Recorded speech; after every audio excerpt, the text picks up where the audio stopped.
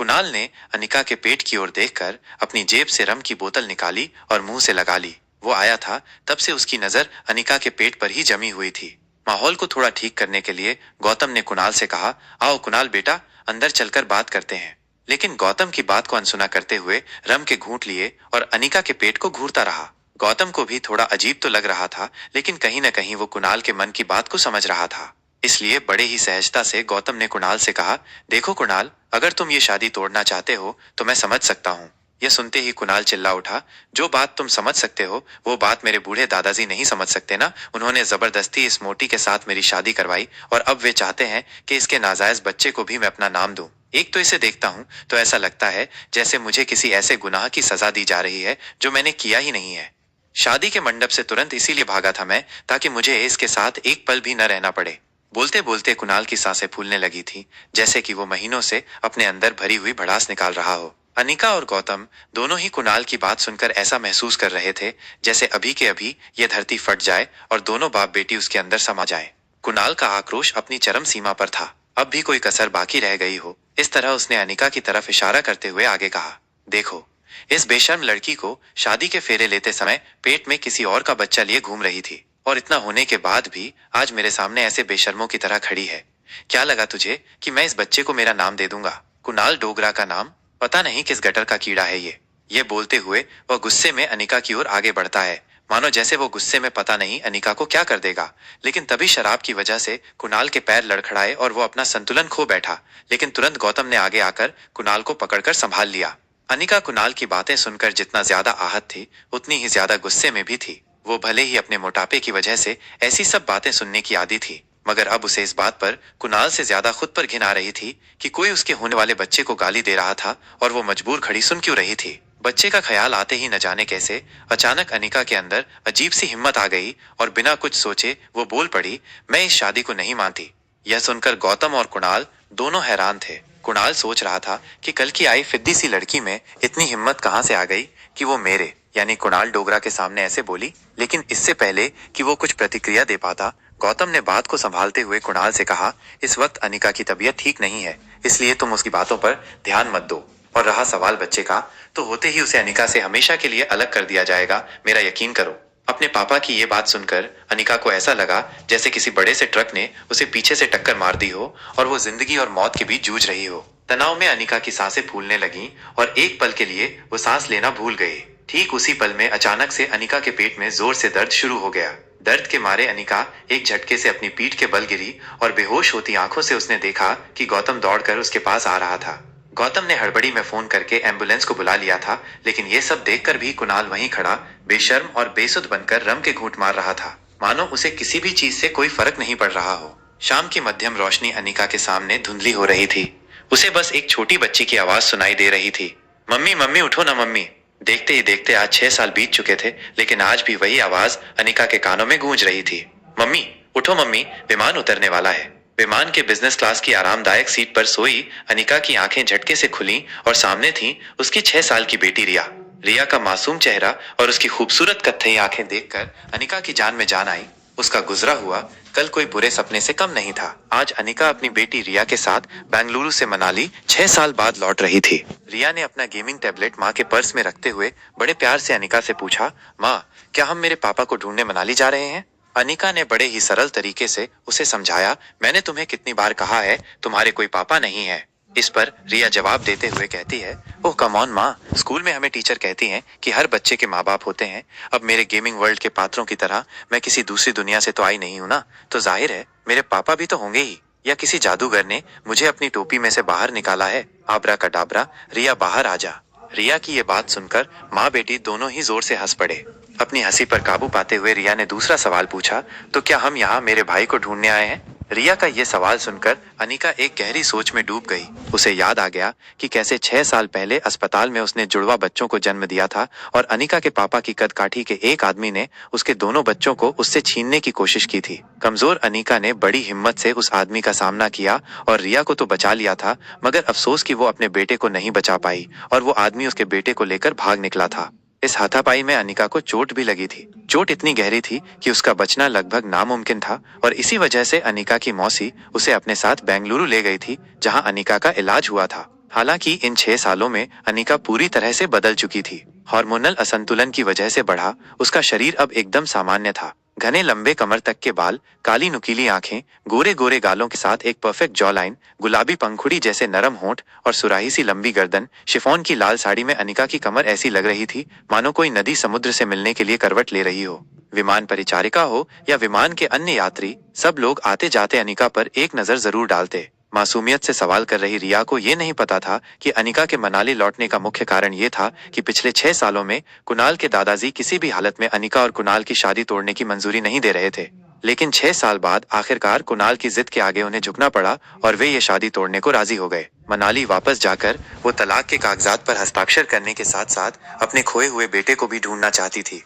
थोड़ी ही देर में विमान ने लैंड किया। मनाली की जमीन पर कदम रखते ही न जाने क्यों अनिका की बाईं आंख फड़कने लगी। उसे ऐसा लगा कि आगे जरूर कुछ बुरा होने वाला था। वो ये सोचकर सामान काउंटर की तरफ बढ़ ही रही थी, तभी उसकी नजर पीछे की तरफ पड़ी जहां विमान के सभी यात्री मुस्कुराकर उसी को देखते हुए आगे बढ़ रहे थे, मानो सब उसकी खूबसूरती में गुम होकर उसके पीछे पीछे चले आ रहे हों। अनिका थोड़ी सचेत होकर और रिया को संभालते हुए फटाफट आगे चलने लगी। सामान काउंटर से जैसे ही अनिका अपना सामान लेने के लिए झुकी, फटाक से 3 और लोग भागकर आए और उसका सामान उठाकर अनिका को देने लगे, मानो सब इसी बहाने अनिका से बात करने की कोशिश करना चाहते हों। अनिका चुपचाप अपना सामान ट्रॉली पर डालकर और रिया का हाथ पकड़कर हवाई अड्डे के बाहर की तरफ निकलने लगी। तभी उसके फोन पर उसके पापा गौतम का फोन आया। अनिका के फोन उठाते ही गौतम ने बिना कोई खैर खबर पूछे अनिका से कहा, कुणाल तुम्हें लेने हवाई अड्डे आ रहा है, उसके साथ सीधे घर आ जाना। यहाँ तुम्हें 2 कागजों पर हस्ताक्षर करने हैं, एक तलाक के कागज और दूसरे वो।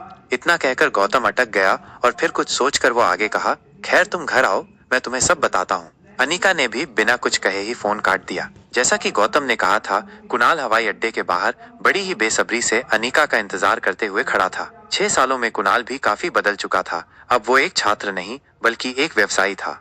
डार्क ब्राउन रंग का कड़क सूट, शार्पली कटे हुए और जेल से सेट किए हुए बाल और ट्रिम की हुई दाढ़ी में कुणाल का व्यक्तित्व तो निखर रहा था, मगर उसके तेवर अब भी वही थे, रूखे और अहंकार से भरपूर। वो तो अनिका का इंतजार भी सिर्फ इसलिए कर रहा था क्योंकि उसे जल्द से जल्द अनिका से मुक्ति चाहिए थी। कुणाल का एक पैर जमीन पर तो दूसरा पैर रेलिंग पर टिकाया हुआ था, जिसे वो लगातार हिला रहा था। निकास द्वार की तरफ देखते हुए कुणाल ने बड़ी ही बेसब्री से अपने ड्राइवर से कहा, आज तक इस दुनिया में किसी आदमी को तलाक मिलने की इतनी ज्यादा खुशी नहीं हुई होगी। किसी भी कीमत पर आज ही उस मोटी से मैं तलाक के कागजों पर हस्ताक्षर करवा लूंगा। कुणाल के ड्राइवर राजू ने बीड़ी फूंकते हुए कहा, आप चिंता मत कीजिए, आज सुबह सुबह मैं माता के दर्शन करके निकला हूँ। मैंने भगवान से प्रार्थना की है कि आज आपकी 6 सालों पुरानी ये मनोकामना पूरी हो। आज पक्का कागजों पर हस्ताक्षर हो ही जाएंगे। यह सुनकर कुणाल ने बड़े ही कटीले अंदाज में कहा, अबे सिर्फ तलाक नहीं चाहिए, अनिका की कंपनी भी तो चाहिए, जो उसकी मरी हुई माँ उसके नाम करके गई थी। राजू, जिसने अपने हाथ में अनिका के नाम का बोर्ड पकड़ा हुआ है, वो उस बोर्ड को सीधा करते हुए कहता है, अरे वो फैक्ट्री भी मिल जाएगी, चिंता मत करो।